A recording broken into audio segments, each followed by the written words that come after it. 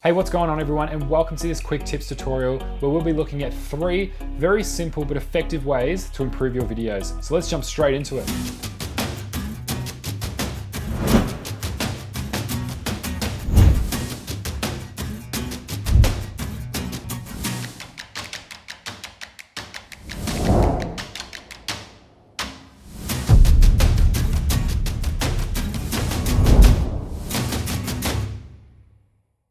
So tip number 1 is so incredibly important, and if you do this well, it's really going to take your videos to the next level, and that is looking at your composition. So your composition is basically what's in your frame, where is it placed in your frame, what's in the foreground, what's in the background. And so getting all those elements correct means your footage is just going to be that much better. So I know I've been guilty. If I'm in a rush, I just throw up the camera, do the shoot, and then when I come back and look at the footage, just something isn't quite right. And often it is your composition. So nowadays I make sure for every single shot I set up, I look at what's in the frame, where's the subject placed, what's in the foreground, what's in the background, is there rubbish in the background, is there something messy, is there a bin there that can be moved? And really looking at each part of your frame can really improve your videos. Now, rules are made to be broken, but if you're in a rush, sticking to the basic rules can be very beneficial.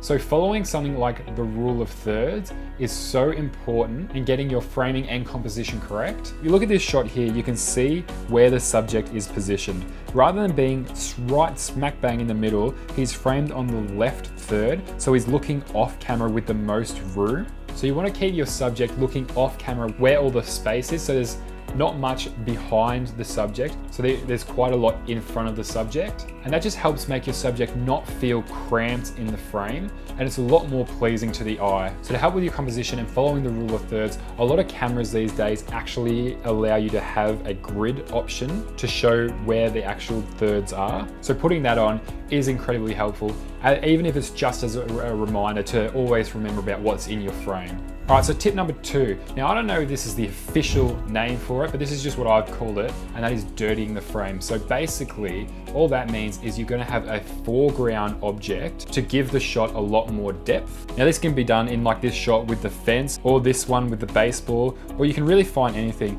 It can be as simple as finding a tree or a bush with some leaves. So the reason why this can be so beneficial to your videos is because it gives it a lot of depth. It's a lot more visually pleasing. It creates a bigger world, and having something in the foreground that's potentially out of focus just gives it a lot nicer and slicker of a feel. So it can also be used as a way to reveal a subject. So whether it's a focus pull from the foreground object to the subject. So it's just these little things that don't take a lot of time to set up when you're actually filming, but it really can take your videos to the next level. All right, so tip number 3 is playing with your frame rates. Now, most cameras these days come with some sort of higher frame rate, whether it's just 50 or 60 frames per second, right up to 120 and more. So even if your camera doesn't have these capabilities, most phones these days have some form of slow motion, so that's always an option. And playing with your frame rates means that when there's a moment you want to really emphasize, you can slow it down to show the audience and just help make the video a bit more energetic. So slowing down your footage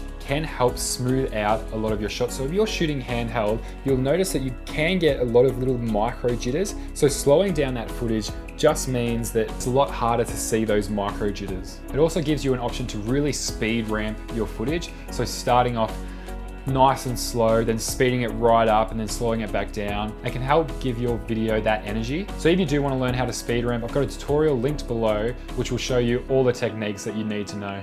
All right, so that'll about do it for today's tutorial. If you did enjoy this video or you got something out of it, please hit that subscribe button. If you have any questions, leave them in the comments, and I'll see you in the next one.